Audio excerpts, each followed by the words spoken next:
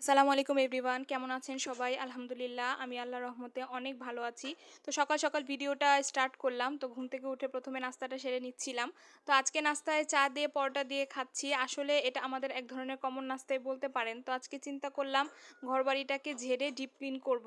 আসলে কয়েকদিন আগেই ক্লিন করেছি, কিন্তু আমাদের বাসার পাশে একটা বাড়ির কাজ হচ্ছে। তো যতই পরিষ্কার করে রাখি না কেন ধুলাবালি দিয়ে আবার একাকার অবস্থা হয়ে যায়।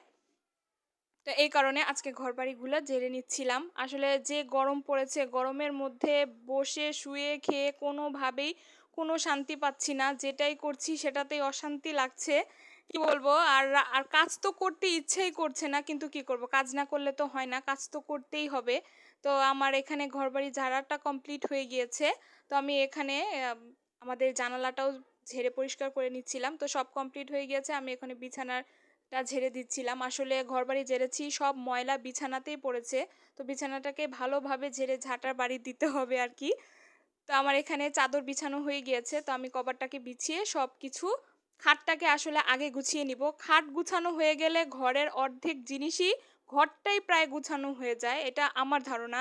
আসলে জানাবেন আমার এই ধারণাটা কি ঠিক না ভুল?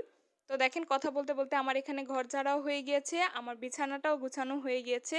আর আমি এই ফাঁকে ঘর মুছে ক্লিন করে মানে যা কাজ ছিল সবই করা শেষ। এই দেখেন আমার ঘরের ফাইনাল লুক। মাশাআল্লাহ আমার ঘরের সব কাজ হয়ে গিয়েছে। এখন রান্না-বাড়ার কাজ করতে হবে। যেহেতু খেতে হবে, যতই গরম বলি, যতই অসুস্থতা বলি, যতই আলসামি বলি, কাজ তো করতে হবে। কাজ ছাড়া আসলে কোনো মানুষের জীবনই চলে না। জীবন কাজের উপরেই, কাজ করলেই জীবনের মূল্য, না হলে নাই। তো আজকের আমাদের মেনু হচ্ছে আজকে ঢেঁড়স ভাজি করবে আম্মু। তো আম্মু ১ম এ ঢেঁড়সটাকে ধুয়ে কেটে নিচ্ছে। আসলে আমি এত ক্লিপ নিতে পারিনি। আমি ঘর গোছানোর কাজ করছিলাম ফাঁকে। তো এসে দেখি যে ঢেঁড়স ভাজিটা অলমোস্ট হয়ে গিয়েছে। ঢেঁড়সটা আমরা একটু লাল ভেজে খাই, পছন্দ করি। তো রান্না হয়ে গিয়েছে, জাগা মতো রেখে দিল। আর আজকে মাটন রান্না হবে। তো আম্মু মাটনটাকে আজকে মাখিয়ে বসাবে। খাসির মাংসটাকে মাখাচোকা করে বসাবে। আসলে যে গরম, রান্নাঘর থেকে যত দ্রুত বের হতে পারি ততই শান্তি। তো আম্মু এখানে মাংসর জন্য যা মসলা লাগবে সবকিছু মসলা দিয়ে নিচ্ছে। এখানে হলুদ, মরিচ, পেঁয়াজ, গরম মসলা, আদা রসুন বাটা, তারপর ধনিয়া গুঁড়া, জিরা গুঁড়া, গরম মসলা গুঁড়া, যা লাগে আসলে মাংসর মসলাতে।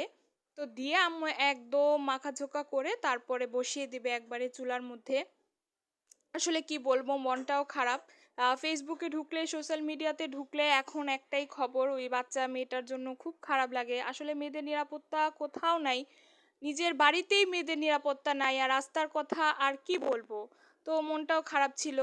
কিছু করার নাই, অনেকজন অনেক কিছু বলছে যে এটার বিচার চাই, আমরাও এটার বিচার চাই। এটা কোনো ভালো কাজ না। আসলে একজনের বিচার হলে ১০ জন যারা এসব কাজ করে তারা এখান থেকে শিক্ষা নিতে পারবে।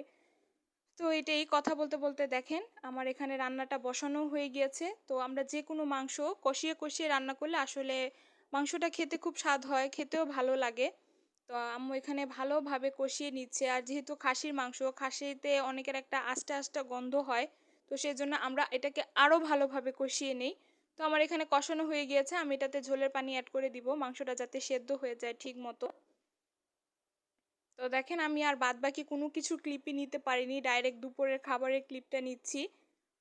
তো মাঝখানে অনেক কাজ ছিল। সেই কাজ-বাজ করে এখন মা আমি একসাথে বসে খেতে বসে গিয়েছি দুপুরের খাবার। তো আজকে ছিল ঢেঁড়স ভাজি, মাটন কষা আর ছিল সাথে আমাদের ফেভারিট আমডাল। যেহেতু গরমের সময়, আমের সিজন, আমডাল না খেলে তো ভালোই লাগবে না। পূর্ণই হবে না আমাদের। তো আমি এখানে আমার জন্য ভাতটা বেড়ে নিচ্ছিলাম। আসলে আমার জন্য কেন, আমি আর আমার মা দুজনের জন্যই বেড়ে নিচ্ছিলাম। তো আমার কাছে তো খাবার-দাবার অনেক মজা লেগেছে। তো ১ম এ ভাতটা বেড়ে নিয়ে তারপর আমি ঢেঁড়স ভাজিটা নিয়ে নিচ্ছি। আসলে ঢেঁড়স ভাজি আমার অতটা পছন্দ না। কিন্তু আমি কখনো খাই না ঢেঁড়স ভাজি। আসলে আমার ভালোই লাগে না। তো আম্মু বলছিল, "আজকে তোমাকে খাওয়াবোই ঢেঁড়স ভাজি। আজকে তোমার খেতেই হবে।" তো লাল করে যেহেতু ভেজেছে, ওই ঢেঁড়সের মধ্যে যে আঠালো ভাবটা সেটা আমার ভালো লাগে না। তো খেয়ে দেখলাম যে দেখি যে না, আজকে ওরকম আঠালো ভাব লাগেনি। ভাজা হয়েছে।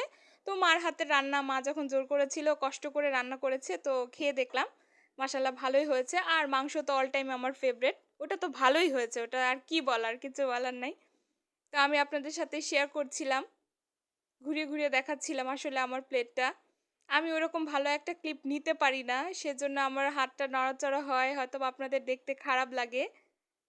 আস্তে, আস্তে শিখার চেষ্টা করব। আমার পাশে থাকবেন যাতে আপনাদের সঙ্গ পেলে আমি এই জিনিসটাকে আরো সুন্দর করার চেষ্টা করব। আরো ভালোভাবে প্রেজেন্টেশন করার চেষ্টা করব।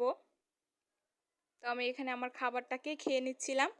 তো আমার ভিডিওটা আপনাদের কার কাছে কেমন লেগেছে আমাকে অবশ্যই কমেন্ট করে জানাবেন। ফলো দিয়ে সাবস্ক্রাইব করে আমার পাশে থাকবেন। আশা যে যেখান থেকে আমার ভিডিওটা দেখেছেন এতক্ষণ দেখার জন্য আপনাদের সবাইকে অনেক অনেক ধন্যবাদ। তো আমি এখানে লাইক দিয়ে দেখাচ্ছিলাম খাবারটা আমার কাছে খুবই ভালো লেগেছে। তারপর শেষ পাতে তো ডাল না হলেই নয়। তো আমি ডালটা নিয়ে নিচ্ছিলাম। আর যেহেতু ডাল আছে তো ডালটা তো খেতেই হবে। আর যেহেতু আজকে রান্না করেছে টাটকা, টাটকা ডাল, টাটকা ডালকে আমি আসলে নতুন ডাল বলি। টাটকা ডাল তো খেয়ে দেখতেই হবে। তো আমি আমটাকে খেয়ে দেখছিলাম। আমটা আসলে অত চুকা না। কাঁচা আম অনেক চুকা হলে আমার কাছে পছন্দ হয়। তো এখানে আমার ভিডিওটা শেষ করছি। আসসালামু আলাইকুম।